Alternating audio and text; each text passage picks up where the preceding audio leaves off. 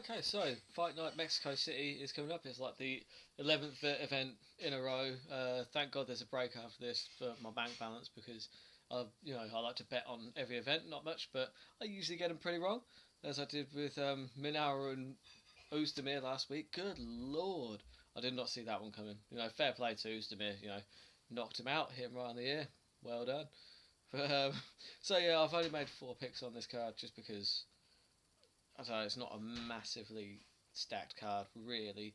But yeah, so I've got on the undercard, you've got Brad Scott, the English guy, against the Swede Jack Hermansson.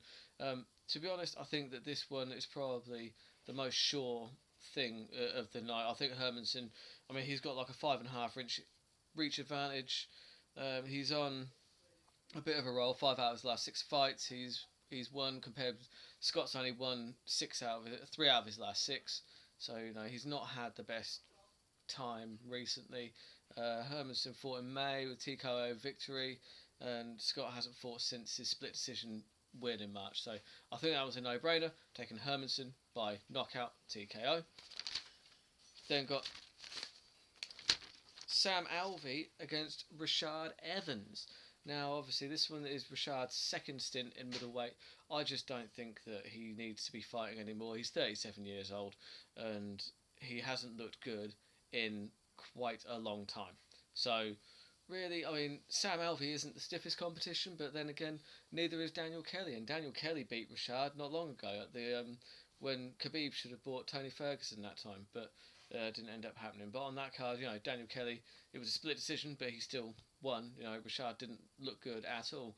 And Sam Alvey actually has a win over Dan Kelly. So I know MMA math doesn't work at all. It doesn't work like that. But I would take Sam Alvey in that anyway. I just think he's been the more active fighter.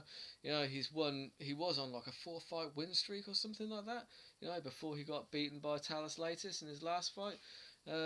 Yeah, so I just think that Sam Alvey, he's probably going to just outwork Rashad to a decision victory. Sam Alvey by decision. You've then got Alan Jouban against Nico Price. Now, I really like Alan Jouban. I love him as a fighter. I do not love this matchup for him, though. I really don't. You've got Nico Price. He's quite a big guy. 76-inch reach. It's about 3-inch reach advantage.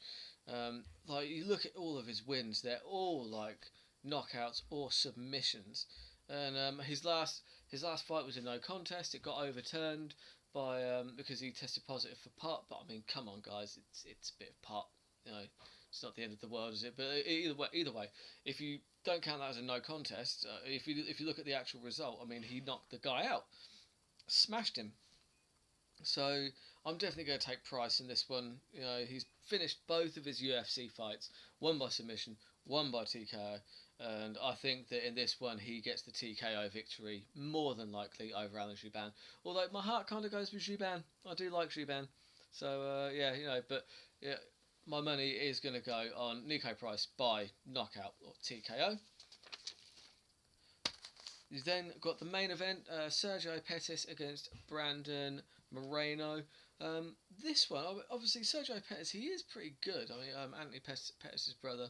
They're like neither of them are kind of like outstanding, really. Obviously, they're decent enough fighters, but Brandon Moreno, I see he's got more tools to get this one done. This one could, it could go either way. But if you look at both of their records, you've got Brandon Moreno. He's got so many submissions. He submitted Smolka in his UFC debut. He then submitted Dustin Ortiz later on. He beat Ryan Benoit. It was a split decision, but it was still a win. Ryan Benoit, don't forget, actually knocked Sergio Pettis out. Again, MMA math doesn't work like that. But if you look at that, one's been knocked out by a guy and one has beaten a guy by split decision or not.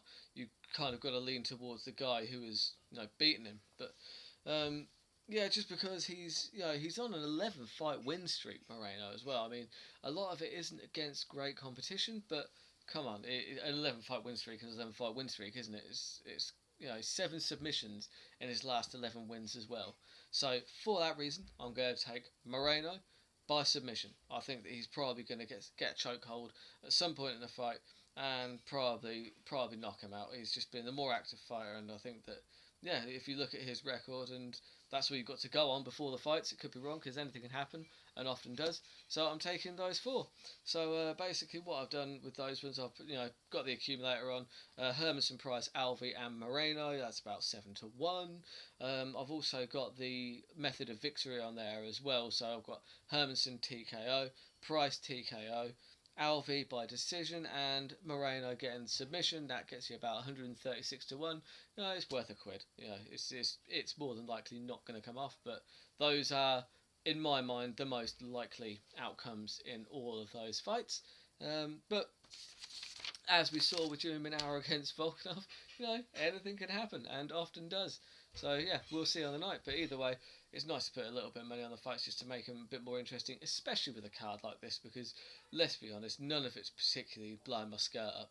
But it's they're still going to be interested. It's still two guys going in there and punching each other in the face for money, which is something I am fully in support of. So hopefully you'll enjoy the fights as well. I think they've got a break next week for the next couple of weeks until UFC 215, I believe.